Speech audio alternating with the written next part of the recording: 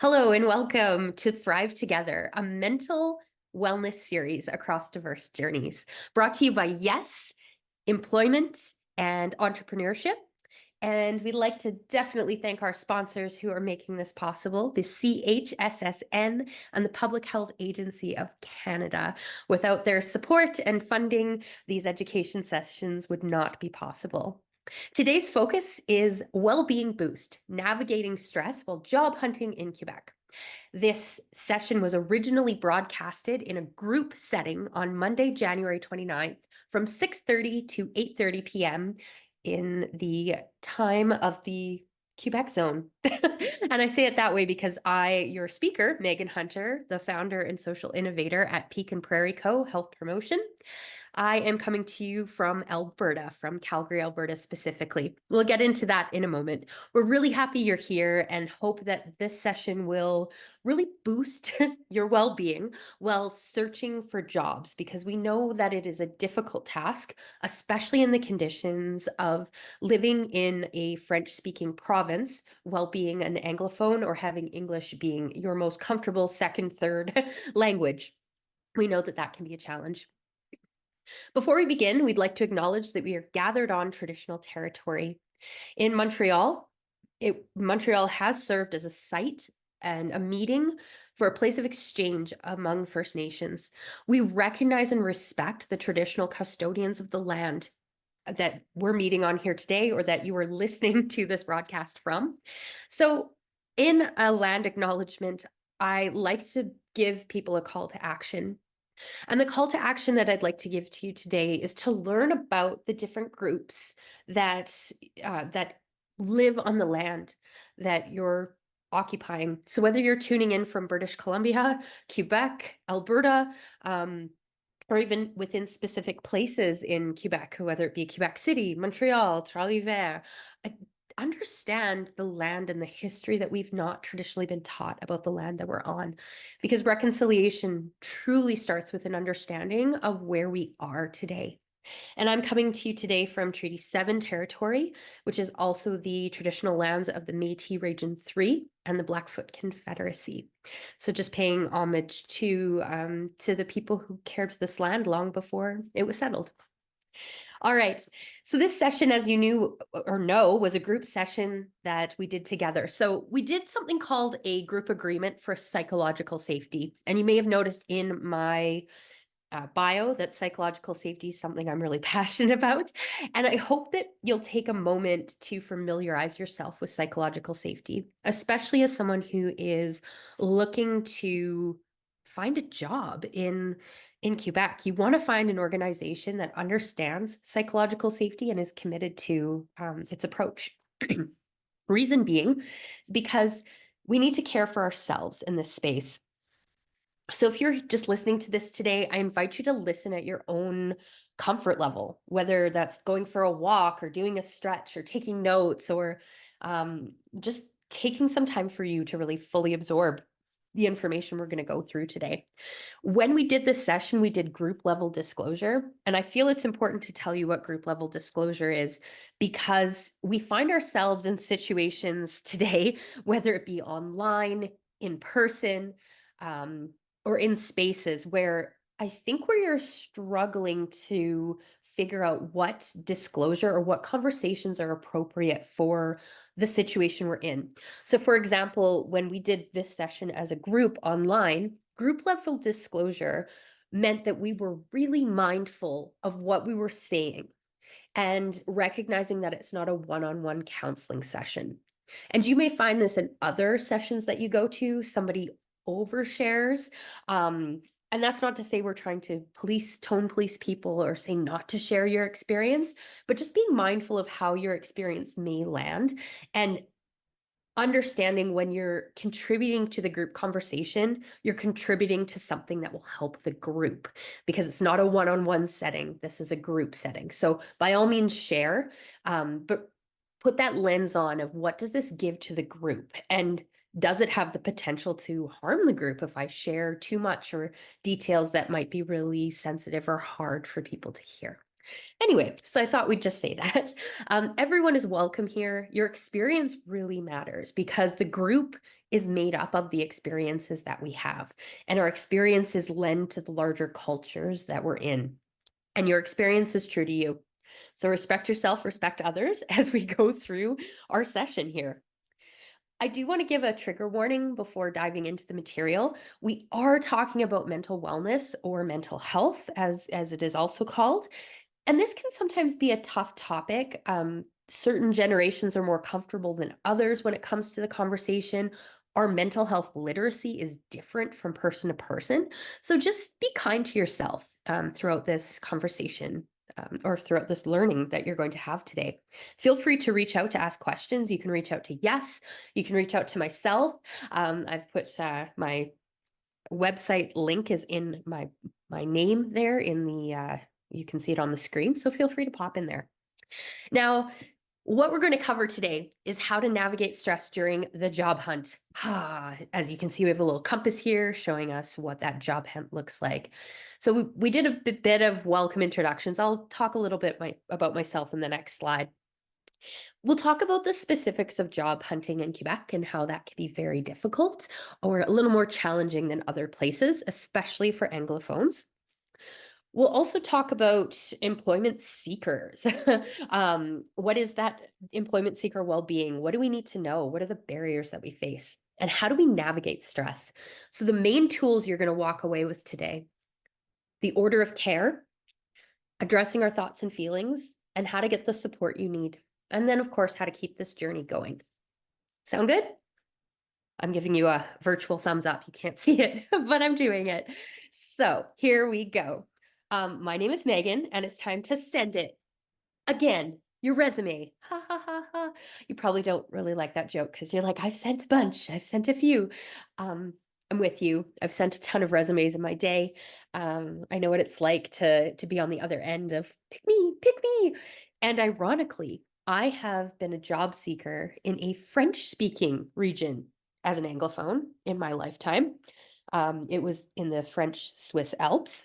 However, I do understand the um, just the sort of unknown zone, or just recognizing that there is a language requirement, and if you don't quite meet that requirement the way they need you to, how that can feel really unsettling, even though you know there are other English speaking people who need you to work for companies because they need Anglophones on their team. So that's something just to keep in mind.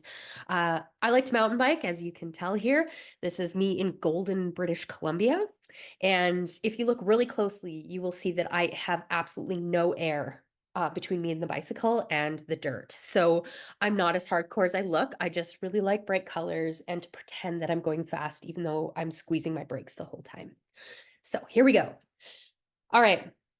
If you were here at the live event, and perhaps you were at the live event and you're thinking, yeah, I remember this activity. This was super fun. We did employment search bingo. We know that pre-pandemic job expectations and demands were high, and we also know post-pandemic they are high as well, especially with the regulations in Quebec in terms of the language requirements and how we need to greet people in the language of French before English. And if you're an Anglophone, sometimes that is difficult to connect with other Anglophones if you're both starting in French. It's hard to tell who wants to speak English versus who wants to be speaking French. That can be difficult to navigate, especially if it's legislated. So acknowledging that that exists and that is new since the pandemic. So things that people identified with in terms of the struggle is that there's so many interviews. There's interview anxiety. Maybe there's not enough interviews. You're waiting for the right job to call you back. Maybe you're not interested in the job that you were given the offer for. There's a lot of cover letters, even if AI can help us. There's a lot. We're exhausted. There's a lot of pride that is tied into not being selected. Salary is a thing. How do we find the right job to our skill set that wants an Anglophone that pays us enough to live? That's huge. Redoing our resume, getting technology right. And I mean, we are re-recording these sessions because the technology was not in our favor during the live sessions, which is just fine. I think it works a little bit better for confidentiality this way. So credential overwhelm was another piece that came up for people. And you might be really relating to some of these pieces, knowing that it's tough. It's tough searching for a job, and we can start to doubt ourselves, even though really what's going on is it's a hard environment to be in. So I want you to ask yourself, and I know it's add in the chat and there's not a chat right now, but I want you to journal, reflect, talk to a friend, and think about what is the experience that you're having seeking employment in Quebec as an English speaker? What is your experience?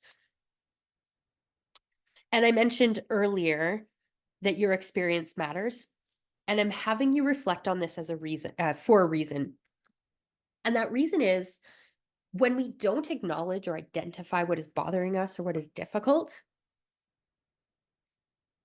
it's really hard to break it down and make it better because we don't know what we're dealing with. We just know we feel crappy. We know it feels hard, but we don't know exactly why.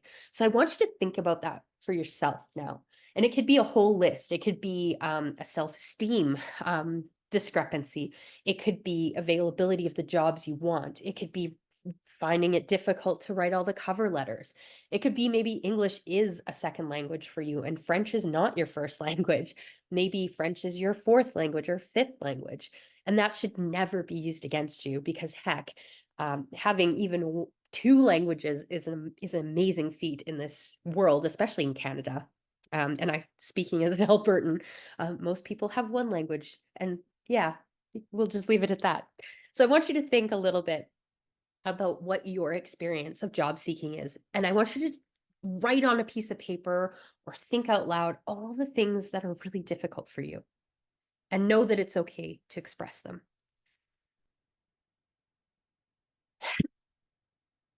Feel free to pause the recording for a second, do your thinking, and then press unpause when you're ready. Identify what your beast looks like. What is the beast that the dragon we're looking to slay today? And when you're ready, press play again, and we're going to talk about what is mental well-being. What does it actually mean?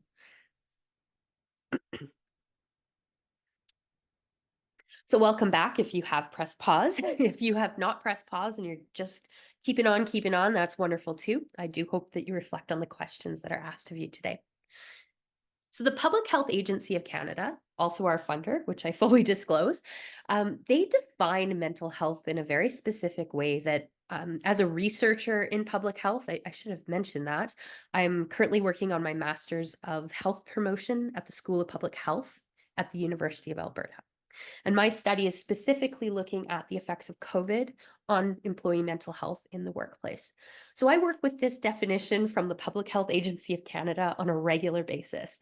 And it defines mental health as the capacity of each of us to think, feel, and act in ways that enhance our ability to enjoy life and deal with the challenges that we face. It's a positive sense of emotional and spiritual well-being that respects the importance of culture, equity, and social justice, interconnections, and personal dignity. Personal dignity, mental health, mental well-being. It's not just about feeling good. It's about how we show up in the world, how we value ourselves, how we respect ourselves, culture, equity, social justice. These are big things. So our mental health is more than just emotions. It's actually quite a bit bigger than that. The World Health Organization similarly defines mental health as a state of well-being in which individuals realize their own potential. They can cope with the normal stresses of life, work productively and fruitfully, and their ability to make contributions to their community. So the World Health Organization also states that health, so not just mental health, but health in general, is a state of complete physical, mental, and social well-being that is not merely the absence of disease or infirmity. So we're talking about health from a perspective of quality of life, the quality of life in our mind, and in our external world and in our social world. So I think that that's a pretty fulsome definition. Some of you might be familiar with this and you're like, oh yeah, Megan, I knew this. I get it. Wonderful. That's great. Um, I'd love for you to reflect on pieces of mental health that were spoken about today, or maybe that are out there that you'd like to continue learning about. I've been working in mental health promotion for almost a good decade now, and I have to admit that I am learning something new every day, every hour almost, about what is mental health, how is my mental health, and how am I showing up in this world. So it's an ongoing journey, which I think is both a blessing and potentially another thing that we take on in this life. So why don't we move on to the signs of languishing mental health? And what I mean about languishing mental health is we can have a diagnosed mental illness and still be mentally well. Just like someone who has diabetes or high blood pressure or high cholesterol, they have a diagnosis, but they can still be healthy and well most of the time. If you do not have a diagnosed mental illness, just like if you don't have a diagnosed physical illness, some days you feel great and some days you feel tired and languishing and sluggish. So we don't need a mental illness to have languishing mental health. We also, if we have a mental illness, and I myself live with severe anxiety and depression, and I'm currently being assessed by a psychiatrist to see if perhaps those are actually symptoms of something else, potentially ADHD. We're not sure yet, but I'll keep you posted. But that does not mean that I cannot be mentally well or have days where my mental health is absolutely flourishing. These are signs we can all look out for in ourselves. Changes in our sleeping and eating patterns. For myself, I don't sleep well when my mental health is not is not well. My eating habits do change when I'm not feeling well. Checking in on your energy levels, and I would even say motivation. Things that are usually really exciting, if they are not, take a pause, stand back, and ask yourself, how am I doing? If you're feeling unusually confused or on edge or scared, or you're believing things that your mind is telling you that aren't true. So those are things like, oh, you'll never get that job, or oh, you're not good enough for this, or oh, they're not going to consider you anyway. We don't actually know if that's true because those are somebody else's thoughts and feelings. You may also have an inability to perform daily tasks. And some of those daily tasks are simple: feeding ourselves, doing the dishes, brushing our teeth. Something that shows up in people who live with depression is a really difficult time taking a shower or bathing. So there's no shame in that. It's just good to know that it's a potential sign of a languishing mental health. Just having a water there. Okay. So recognizing when our mental health is languishing is important. Also understanding how our brain works is important, because you look at this list, I'll flip back to it for a second. And if I were to just say eating too much or sleeping too little is a sign of depression, that might not be true for you. It could be true for some people, but not you. So the next question is really important. With this new understanding of what is mental health and some of the signs of languishing mental health, what are actions that you might want to think about when you are job hunting? And what are signs and symptoms of a languishing mental health you may want to keep your eye out for? Yeah. So we'll just keep this question in mind as we go on. I also want to bring to mind that there are side effects of not talking about our mental well-being and our mental health. If we are unable to talk about what's hard, it could lead to more anxiety, stress, and isolation. So let's talk about it. Let's talk about how do we support our mental health. Now, if you were here in the group, we actually did a breakout group on how do I support my mental health and how do I navigate stress. And we did a little pre brainstorm, and then I went into a couple of different takeaways that you can implement into your life. So if you'd like to pause the recording right now to do a little think about how do I support my mental health? And if your answer is I have no idea, that's okay. I've got some suggestions for you. But just keep this in mind. How do I support my mental health while I'm navigating stress of finding a job? All right, so whether you've paused or you're back again, let's jump into the best career advice I have ever received in my entire life. And that is order of care. Now, Dr. Louis Francis Cuddy at drlou.ca, he is an emergency room doctor in Edmonton.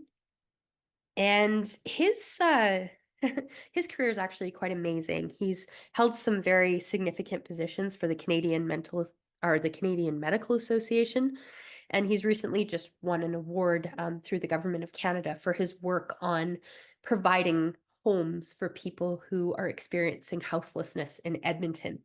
So one of the questions he asks his patients when they come into the office is, or when they come into the emergency room, is do you have a place to go after your visit here? And if they say no, he has been part of a project in Edmonton that provides housing and food for people until they are able to establish a job. Because we all know you cannot secure a job if you don't have an address. So it's pretty significant. He literally saves lives for a living. And this was the advice that he gave a group of us in his leadership course at my time at the School of Public Health at the University of Alberta. He told us that this is the order of care or our responsibilities in life: yourself, your family and friends, and your work.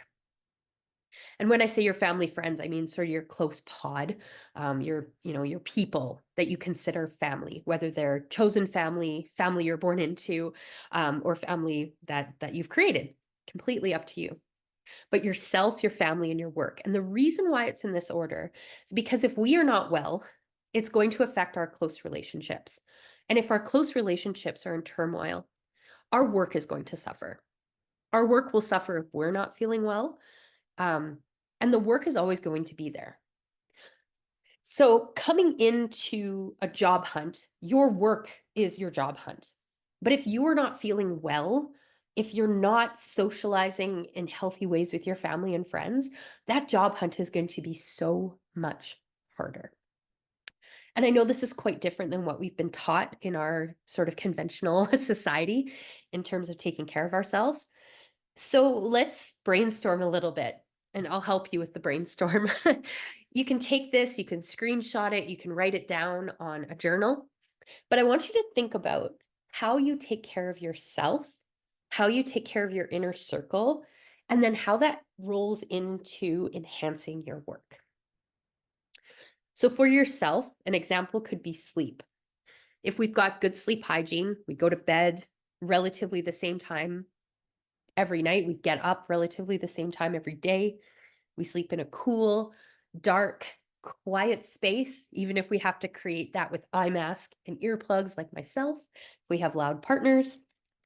Getting that sleep is going to support your emotional well-being, the way that your brain functions, the choices that you make during the day, and how you react or respond or create relationships with your inner circle. So if you're getting enough sleep and you're interacting with your inner circle because you got enough sleep, you have energy to see people, you're keeping up these really positive relationships, you're able to talk to people about the struggle that you're in, or have them reinforce the great things about yourself and why a company would be so happy to have you, that's going to influence how the work of finding a job rolls out for you. You're going to go in with better confidence, with a clearer mind, maybe even with sharper goals as to what you're looking for and even what you believe you deserve. And that's just looking at something like sleep. What if we think about food? What if we think about moving our bodies or being creative or following our joy? What are the things we love to do? How do you fill your cup? And we know our cup's not always perfect, but it's even more important to look after ourselves when we're feeling low than it is when our cup is overflow. If it's overflowing, we're able to give to everything a little bit better. It's also unrealistic to think that we'll be cup overfloweth every day. So keep that in mind too. We are human beings, we are fluctuating, we're not the same every day. That's okay. But if we can keep this order of care in mind, when you notice your cup is not full, what can I do to just maybe fill it up even a drop or two more so that I can improve my experience for my people in my life and for the search of a job that I know I deserve.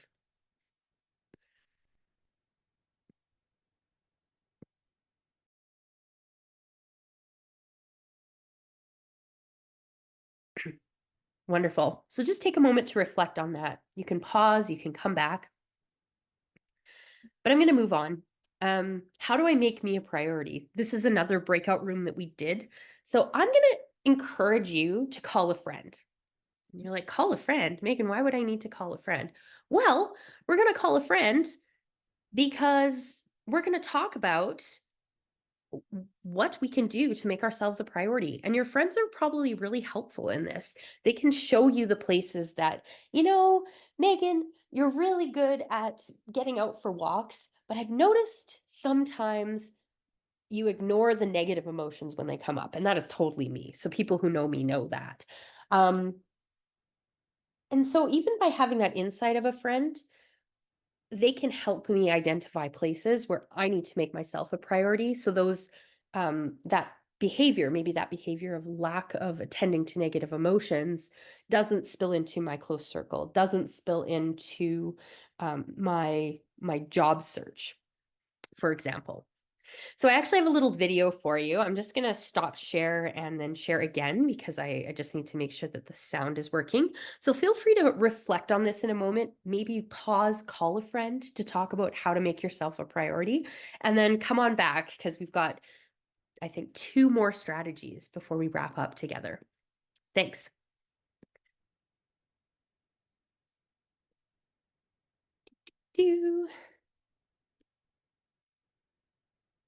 All right, and we are back.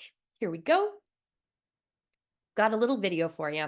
This video is about how we can bring mindfulness into our every single day and that it doesn't have to be this big deal. It could be something that we integrate into even the smallest aspects of our life. So take one moment to review the 1 moment meditation.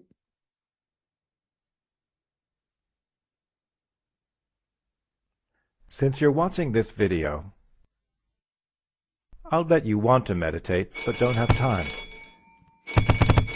Maybe you've tried to meditate but had some trouble. Maybe you had a wonderful experience meditating over there, but just can't find that same feeling over here. Well, my name is Marty Borison, and in this video I'm going to introduce you to the technique of 1 moment meditation. Then you can meditate whenever you need to. Like when you're feeling stressed, or feeling angry. Maybe you're having trouble sleeping, or you're feeling anxious, or you just need a new idea. Although 1 moment meditation is ultimately about meditating in a moment, we're going to start with a minute. We start with a minute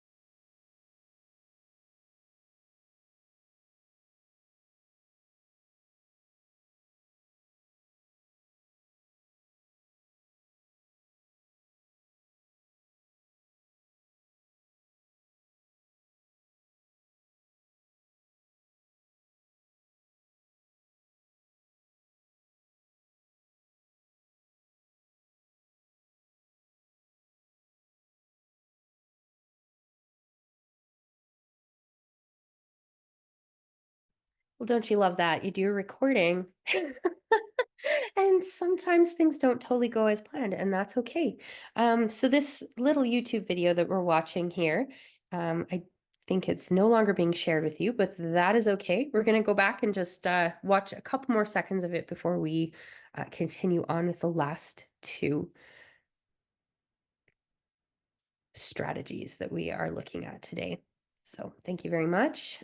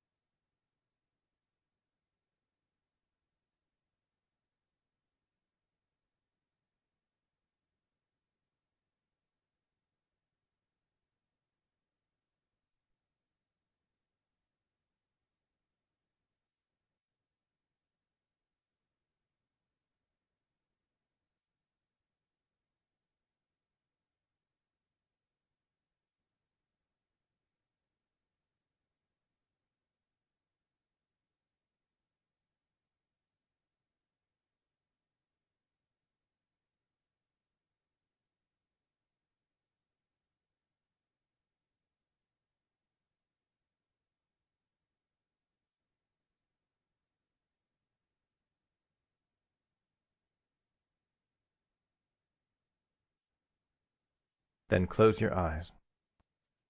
Oh, one more thing. Moment by moment. Of course, even in the space of a minute, you will get distracted. That's perfectly normal. It doesn't mean you're doing it wrong. But as soon as you notice that you're distracted, just think, and bring your mind back to your breathing. I'll ring a bell so you know when to start and when to finish.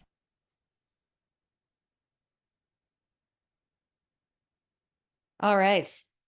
So the one moment meditation, even in the mid of chaos, I got to practice that today too. So sometimes things don't go to plan, and that's okay.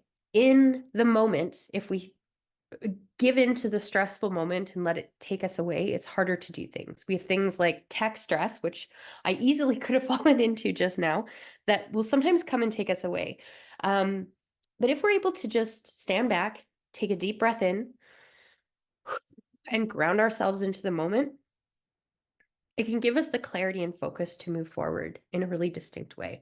So you may find that you have a fumble on a video call or interview, or perhaps sharing your cover letter. Sometimes you need a cover video or resume doesn't go as planned, and that's okay. That's kind of the way she goes sometimes. So it's all right to just acknowledge that we're human. Things don't necessarily go as planned. But if we can just breathe, get back on track, and recenter ourselves with a one moment meditation, it can make a big difference in how we show up. And this whole part was totally unplanned. So I am showing you right now how it actually really does work if you can recenter yourself. Could have been quite easy for me to be off course. All right, so let's get into the last few recommendations we have, and that is around thoughts and feelings and how we care for our mental well-being and some insights into our brain health. This, my friends, is an emotion wheel. Have you seen this before? Yes, no. If you have, wonderful. I want to know how you use it. Please send me an email. If you have not used this before, let me show you a couple of ways that you can do this. So we use the emotional wheel to support us in difficult times. Things like lack of motivation, inspiration rut, low self-esteem, feeling stuck. The emotions or feelings itself may not matter as much as our ability to process it.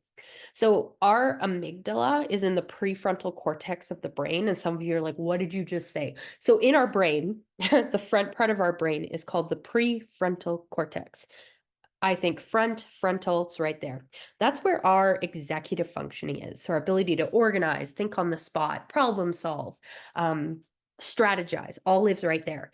If we go into a stress response, that part of our brain goes offline because we go into our mammalian brain, or sort of the old school brain that just reacts to things. It runs away from a mammoth. It freaks out. It just puts all the blood into your big muscles like your thighs and your eyes and your ears and your mouth, so you can just get out of there and sense the world around you.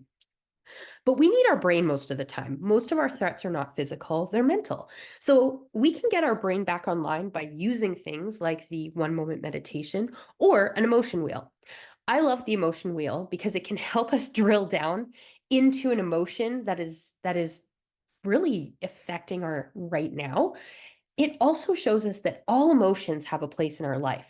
That red spot where anger exists, but feeling let down, humiliated, bitter, mad, aggressive, frustrated, distant, or critical, those are all real feelings that we cannot dismiss just because we think anger is not an emotion we're allowed to have.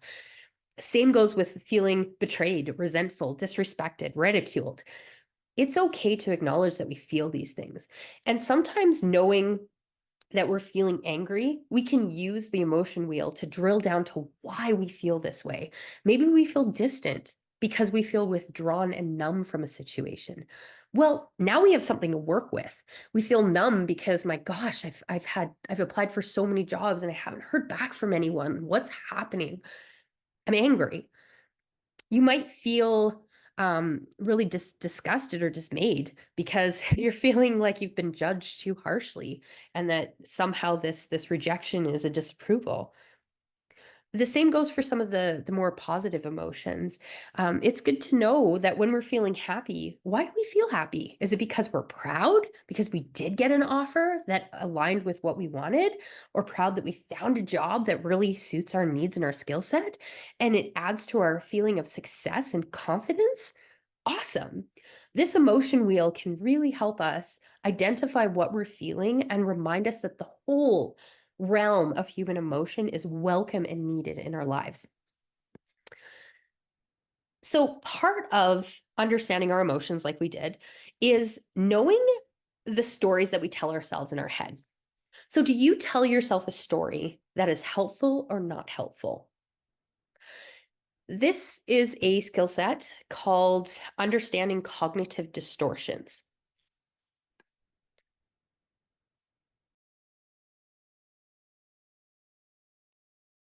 And cognitive distortions, what are these, you ask? They're irrational thoughts or biased perspectives that can have a significant impact on our mental health. These distorted patterns of thinking can lead to psychological damage, low self esteem, and exacerbate symptoms of various mental illnesses. So they will affect your job hunt. These are a few of them, and there's a link in the supplementary brochure that also accompanies this session today. So a couple of unhelpful thinking strategies to be aware of is jumping to conclusions. Oh, I haven't heard from this employer or that employer because I'm an Anglophone. It might actually not be that. It could be something totally different. Maybe your resume is not hitting the filter that the organization has for the jobs that are coming in. Maybe you applied to too many at once, and that's a red flag. We don't know how their system works. We can't make that assumption. Maybe we have a filter that we're applying, and that filter has to do with maybe a low self-esteem or a lack of confidence that we need to address. Perhaps we have all or nothing thinking, where it's like, okay, well, if this job doesn't happen, no job will ever happen. We don't know if that's true. That also feels a lot like overgeneralizing. So, if you are interested in the work around cognitive distortions, it can be a really interesting way to work with a mental health professional, such as a psychologist, a therapist, a counselor, or even a coach, really, in how to support yourself when you are cognitively distorting your thoughts. All right, we've done a lot of work. I think it's time to kick your feet up and look at rest, because rest is actually what sets us apart from being successful and not being successful. And I know that that sounds really strange, but the people who are the best at what they do are the best at what they do because they know when to rest and they know when to play. If we just keep going and going and going, it's sort of that definition of insanity where we do the same thing and expect different results. Rest can be what we do that interrupts a negative thought cycle or allows us to process an emotion or just gives our mind, our body, our psyche a break, which we really need. So, Dr. Sandra Dalton Smith is a physician, researcher, author, and a speaker. She has an amazing TED Talk called The Seven Types of Rest We Need. And they are listed here: physical, mental, social, sensory, spiritual, emotional, and creative. So, physical is about your body, things like rest, food. What do you need physically? Mental is allowing yourself to detach from the cognitive, really the executive functioning that we do that exhausts us. And when we're fresh, it's fine, but sometimes we just need to slow down. Maybe we don't need to do another resume today. Maybe we actually need to go for a walk. Social rest gives us a break from socializing or that face-to-face connection that is needed in an interview. Sometimes we need to recharge from that. Regardless if you're an extrovert or an introvert, there are certain social situations that are hard and taxing, regardless of what your preference is in terms of social interaction. Sensory. I'm a mom, so when I think of sensory, it's nobody touch me, nobody ask for anything, and please just wash your hands. I'm done with the things around me. Everything's loud and sticky, and you get what's going on here. Sometimes we just need a lack of sensory input, and that could be just hanging out in a dark room. It could be being in nature. It's just rest where nobody needs us for a moment, which I know can be hard. Spiritual rest provides us that sense of purpose and meaning. Some people find that through religious practices, their communities, being in nature, their sports, their crafts. Really just identify what spiritual rest means to you. Emotional rest is really important when it comes to reducing stress. And it actually goes back to what we were talking about with the emotional wheel. Identifying emotions can help take away the intensity of it and help us rest from the height of an emotional input. And then creative rest. It helps protect our creative energy. And if we try to do too much at once or too much at one time, or force ourselves to be creative, we're probably not going to be. So give yourself some space, some time to just tinker, do whatever, and let your mind wander. You may find that the creativity comes. So these are the 7 types of rest. This is a planner. Feel free to take a screenshot, write them down, go to Dr. Sandra Dalton Smith's website to get some ideas. But I encourage you to make a plan for how you rest these 7 ways. It's very important for your holistic well-being, and especially while you're doing something so stressful like searching for a job. You need to know the rest that you need in order to succeed. I love it when I rhyme. So this is the part where I tell you to not go about it alone. You do not have to search alone. You have professional networks at your fingertips with Yes Entrepreneur or Employment and Entrepreneurship. They have so many programs and resources. I encourage you to reach out to the website to take a look. Their contact information is on uh, the slide coming up here. So please reach out to them. They approved the messages that were in this session today and are looking for opportunities to connect with you. So know that you're not alone. The group that met live, we all exchanged LinkedIn information, including myself. So feel free to look me up. I'm Megan K. Hunter on LinkedIn. I want to be your friend. I want to be part of your professional network. If I can help you, I will. So reach out. Let's connect. Let's be friends in the professional land, and help each other out, because that's really what the workforce is about. It's about relationships, connections, and people that help each other along the way. No one gets anywhere alone. It has to do with the people in our networks. We did speak about psychological safety at the very beginning, but I just wanted to show you the standard. So Canada has a national standard, and it was built by the Canadian Safety Association. So the people who certify your electrical outlets, your hard hats, steel toe boots. They also created a guide with the help of the Canadian or the Mental Health Commission of Canada. And the psychological health and safety standard is about protecting ourselves from psychological injury and protecting and promoting mental health in the workplace. So if you're in an interview, you want to ask a company, what are you doing about, or not what are you doing, but what is your stance on psychological health and safety in the workplace? And by understanding the practices of psychological health and safety, you can actually bring a really valued skill set to an organization. So that's just a little food for thought there. All right. There's some more information in your brochure if you want to look a little bit deeper into it. Or again, add me on LinkedIn and I will happily share resources, so many resources about the psychological health and safety standard. That is all for the content that we had for you today. But this is the start of a conversation. We would love for this to keep going. We want to connect with you. Yes, Montreal wants to connect with you.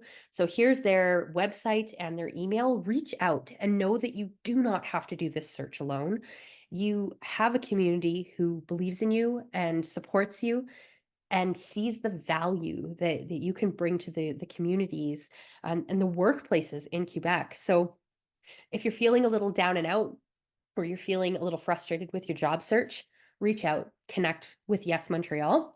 You're also welcome to connect with me because I'm happy to meet new people and see what we can do together. Because the world really does need more people who uplift one another and believe in one another. So thank you so much for being here today, listening to this presentation recording. Be sure to check out the brochure. It has a ton of links and also some of the activities that we went over today. A big, big thank you to Yes Employment and Entrepreneurship for having me here today, and to the funders of this project, the CHSSN and the Public Health Agency of Canada. I'm truly grateful. So all the best. May the organization that finds you really see the value, the professionalism, and the insight that you bring. They're lucky to have you. I know they are. And I know that what you are seeking is also seeking you. So keep going. All right. Thank you. And we'll see you again soon. Take care.